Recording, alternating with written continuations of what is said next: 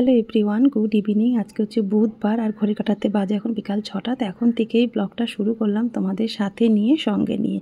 আর আজকের ব্লগটা কিন্তু একটু অন্যরকমভাবেই শুরু করলাম। সবসময় আমি কাজ করি, এখান থেকেই ব্লগটা শুরু করি। আজকে দেবনাথবাবু বিকালের কাজগুলো করছে, ভাবলাম এখান থেকেই ব্লগটা শুরু করা যাক। একদম লুকিয়ে চোরের মতন ভিডিওটা করছে বলতে পারো। ও কিন্তু ভীষণ রেগে যায়, ও কাজ করলে আমি ভিডিও করলে বলে, কাজ করা ভিডিও তুমি কেন দেখাও? আমি দাদাতে কী হয়েছে, আমি কাজ করা দেখাতে পারি, তুমি করলে সেটা দেখাতে পারবো না কেন? তোমার দিকে তো আরও দুটো পুরুষ মানুষ আমাদের মতন হাউস ওয়াইফদের একটু কাজে হেল্প করতে চলে আসবে, তাই না বলো? তাতে দোষের কিসের? কাজ তো, সংসারটা তো আমরা ভালোবেসে করি, আর সংসারটা তো আমাদের দুজনেরই। তা দুজনে যদি মিলেমিশে কাজ করি তাতে দেখানোটা কোনো দোষের হয় না। তো তোমাদের দাদা ভাইয়ের কাজ করা আমি দেখিয়ে দোষ করলাম না ভালো করলাম, সেটা কিন্তু আমাকে কমেন্ট করে জানিও। তো অনেক দিন যাবৎ জানো তো অনেক কাচাকুচি হচ্ছিল, প্রত্যেক দিনই কাচাকুচি হয় বলতে পারো আমাদের ঘরে। সেগুলো না অনেক দিন যাবৎ জামা কাপড়গুলো জমে গেছিলো, সেগুলো দাঁড়াতে পারছিলাম না বলে ঠিকঠাক মতন ভাঁজও করতে পারছিলাম না। আজকে শরীরটা বেশ ভালো লাগছে, আজকে কাজ করতেও কিন্তু আমার বেশ ভালো লাগছে। সংসারের কাজ করতে আমাদের মতন হাউস ওয়াইফরা ভীষণ ভালোবাসি, সংসারটাকে গুছিয়ে পরিপাটি করে রাখবো বলে। কিন্তু সবসময় শরীরের তো সাথ দেয় না, সেই জন্য ঠিক মতন করাও হয় না। তা দেখো অনেক দিন যাবত জামা কাপড়গুলো পরেছিল, সেগুলো ভাঁজ করে পাট করে রেখে দিয়ে চলে আসলাম সন্ধে দিতে। সন্ধে হয়ে গেছে, আর এখন গরমের সময় তো 6:30টায় সন্ধে হয়, সেই জন্য একটু অসুবিধা হয় না। আর আজকে বিকালের কাজগুলো করতে একটু বেলা হয়ে গেছে, মানে ঘর ঝাড় দেওয়া হয়ে গেছিলো সেই 5টা 5:30টার দিকে। আর সন্ধ্যের আগেই, সন্ধেবাতি দেওয়ার আগেই কিন্তু ঘরটা দেবনাথবাবু একটু মুছে দিল। এই কদিন আমার ওপর থেকে যা ঝড় গেল, বাবারে বাবা, মানে কোমরের ব্যথা যে সত্যি এত ভয়ানক হতে পারে, সত্যি না হলে বুঝতে পারতাম না, জানো তো। দেবনাথবাবুর একবার হয়েছিল, যখন আমাদের যাদবপুরে মানে মাল এসেছিলো দোকান থেকে, সেই মালটা নামাতে গিয়ে ওরও একবার কোমরে চোট লেগে গেছিলো। সেই নিয়ে বিভৎস মানে কাণ্ড হয়ে গেছে। মানে তখন আমরা তালদি থাকতাম, যাদবপুরে এসে ডাক্তার দেখানো, আবার ওখান থেকে যাওয়া, তারপরে কাজ করা, ভোরবেলা আসা, ট্রেনে করে 1 ঘন্টা জার্নিং করে আসা যাওয়া, মানে কি লোকটা কী কষ্ট করেছে না সত্যি। সেই সময় মানে ব্যথাটা অতটা বুঝতে পারতাম না। কারোর ব্যথা যদি কেউ বুঝতে পারতো না, তাহলে জীবনে কোনো কষ্ট বলে কিছুই থাকতো না, জানো তো। যার যখন হয় সেই ব্যথার মর্ম সেই তখন বুঝতে পারে। তো এখন আমি বুঝতে পারি দেবনাথবাবু কতটা কষ্ট করে মানে ভোরবেলা সেই ট্রেনে এসে যাদবপুরে কাজ করে আবার দুপুরবেলা বাড়ি যেত। অনেক দিন যাবৎ সন্ধেবেলায় সন্ধে দেওয়া হয়নি, যেন দেবনাথবাবুই দিয়ে দিচ্ছিল, আমাকে আর বলতো না। কিন্তু ও না ঠিক মতন ধুনোটা ঠিক মতন জ্বালিয়ে চারিদিকে একটুখানি দিতে পারে না। ওই জন্য আজকে একটু ভালো লাগছে বলে সব কাজ যেন করতে ভীষণ আনন্দ লাগছে। আর একটু চারিদিকে একটু ধুনো দিলে সন্ধেবেলাটা বেশ ভালো লাগে। আজ তো বাবু নেই, তোমার করতে হবে, আর না হলে আমার করতে হবে, তুমি না করলে। বাবু আজকে গেছে, আজকে কোথায় বললো? ওই বকখালির কথা বললো, বকখালির দিকে কি একটা আইল্যান্ড আছে, ওখানে সবাই মিলে বন্ধুরা ঘুরতে গেছে। ওই জন্য সকাল থেকে কোনো রকম ব্লগ করতে ইচ্ছা করেনি, কারণ ছেলে ছিল না। রান্নাবান্না করেছি শুধু মাছের ঝোল আর ভাত, তাও অনেক বেলায়। কোমরটা নিয়ে যা ভুগছি কদিন ধরে। কালকে মনার বাড়ি থেকে রাত্রেবেলায় এসে শুয়ে পড়েছি, দেবনাথবাবু রান্না করেছে, তাই তো। করতে হবে না। আজকে একটু অনেকটা ভালো আছে, মানে অন্য দিনের থেকে। কদিন যা গেছে, মনার বাড়িতে গিয়ে 2 দিন ঘুরতে গেছি, 2 দিনই বিছনায় শুয়েছি। ওটা হতো না, ওটা এতটা জানিয়ে গেছো না, যার জন্য হয়েছে না, হতো না কথাটা। এখন সন্ধে দেওয়া হয়ে গেছে, একটুখানি লিকার চা করতে এসেছি। দেবনাথবাবু একটা লিকার চা খাবো, আর রান্নাঘরে অনেক কাজ আছে, রান্না বান্না রয়েছে। ঠিক আছে, আজ তুমি চা করো, আমি বসি তাহলে। সত্যি মেয়ের বাড়িতে গেছি, একটু কোথায় নাতিকে নিয়ে একটু খেলবো ঘুরবো, পারলাম না। দাদুকে তুমি কোলে দিতে পারো না, একটুখানি নিয়েছো? এমনি বসে বসে একটুখানি নিয়েছিলে। খুব কষ্ট পেয়েছি, মানে বাড়ির থেকেও বেশি যেন কষ্ট ওখানে পেয়েছি। মানে 2 দিন ধরে খুব হাঁটা চলাটা বেশি হয়েছে, সেই জন্য আজকে অনেকটা ভালো হয়েছে। এখন সন্ধ্যে দিতে গিয়ে মানে বেলটা দিতে হয়নি, মানে কনকনটা আছে, ব্যথাটা আছে, মানে সেই মানে ভারী ভাবটা নেই, ভাবটা নেই, আর অনেকটাই ভালো হয়েছে। চলো লিকার চাটা বানিয়ে।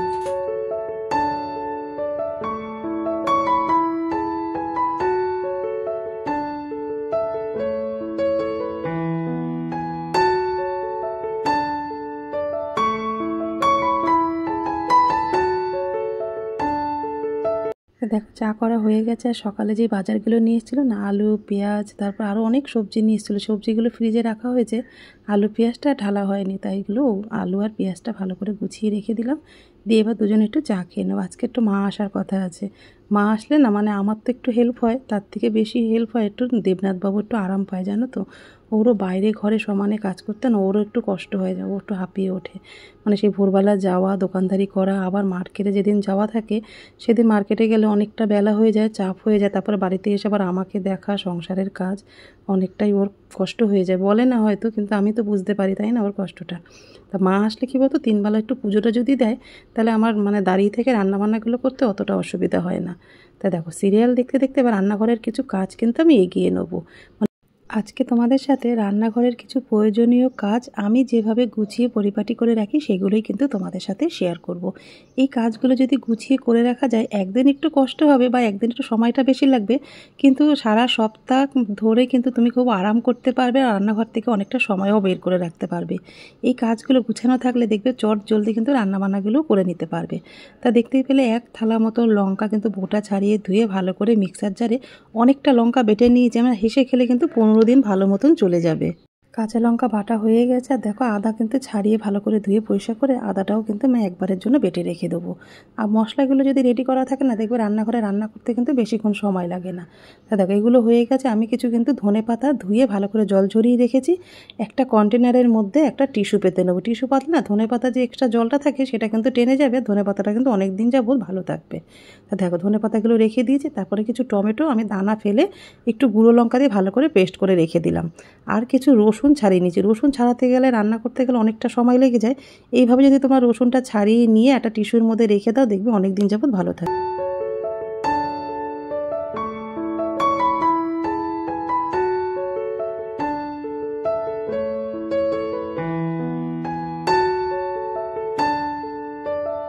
রান্নাঘরে অনেকটা কাজ গুছিয়ে নিয়েছি, আর এর মধ্যে কিন্তু আমার মাও চলে এসেছে। মাকে দেখে যেন মনের একটা আলাদা রকম শান্তি পেলাম, যেন তো একটু ভরসা পেলাম। মানে মাকে দেখলে মেয়েদের যা হয় আর কি, মা কিছু করুক আর না করুক, মা যদি ঘরে থাকে না দেখবে অনেকটাই কিন্তু আমরা মনের জোর পাই, তাই না। মা কিন্তু আসলে ঠাকুর ঘরটা কিন্তু আমার ভালোভাবে সামলে নেয়। ওই জন্য 3 বেলা পুজোটা কিন্তু মাই দিয়ে দেয়, আমাকে আর দিতে দেয় না। আর দেবনাথবাবু তো বুধবার দিন করে বাসনগুলো মাজে, আজকে মাজতে গেছিলো, মা বারণ করলো যে আমি মেজে নিচ্ছি। তা মা মেজে, মানে আমাদের মতনই মেজে একদম ভালো করে শুকনো কাপড় দিয়ে মুছে গুছিয়ে রাখলো। দেবনাথবাবু একটু বাজারে গেছে বৃহস্পতিবারের পুজোর বাজার করতে। আর দেখো দেবনাথবাবু বাজার করে কিন্তু বাড়িও চলে এসছে। এবার এইগুলো জায়গার মতন গুছিয়ে রাখবো। আর মা বললো তোর কিছু করতে হবে না, আমি রাতে রুটি আর তরকারি একটু করে নিই। ওই জন্য আমি আর কিছু করলাম না। মা এসছে মানে আমি একটুখানি আরাম করবো এবার, বুঝলে তো। তা মাকে সব কিছু কেটে রেডি করে গুছিয়ে দিয়েছি, আর মা রান্না করবে।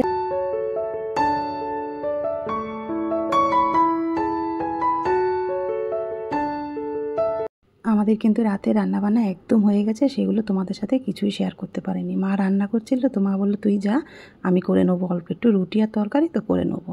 তা মাকে সমস্ত কেটে ধুয়ে একদম রেডি করে দিয়ে তারপরে আমি ঘরে একটু এডিটিংয়ের কাজ ছিল আমার ভিডিও, সেগুলো করছিলাম। আর দেবনাথবাবু বাজার থেকে এসে একটু টিভি দেখতে বসেছিল। তা রাতে সবাই খাওয়া দাওয়া করতে বসে পড়ছে। আর মা একটু না মানে তরকারি দিয়ে খেতে খুব একটা ভালোবাসে না, ওই জন্য দেবনাথবাবু মার জন্য একটু দই এনে দিয়েছে। তো অনেকক্ষণ বলার পরে মাকে বললাম একটু তরকারিটা খাও, ভীষণ ভালো হয়েছে। আর অনেক দিন পরে মার হাতে রান্না খাচ্ছি না, খেতে কিন্তু বেশ ভালো লাগছে। আর মার হাতে কিছুই যেন সব কিছু ছেলেমেয়ের স্বভাব থেকে বেশি ভালো লাগে। তা আজকে একটা বিকাল থেকে ছোট্ট ব্লগ তোমাদের সাথে শেয়ার করলাম। তোমাদের কেমন লাগলো কমেন্ট করে জানিও। ভালো লেগে থাকলে লাইক, কমেন্ট, শেয়ার করো। আমার চ্যানেল নতুন হলে অবশ্যই সাবস্ক্রাইব।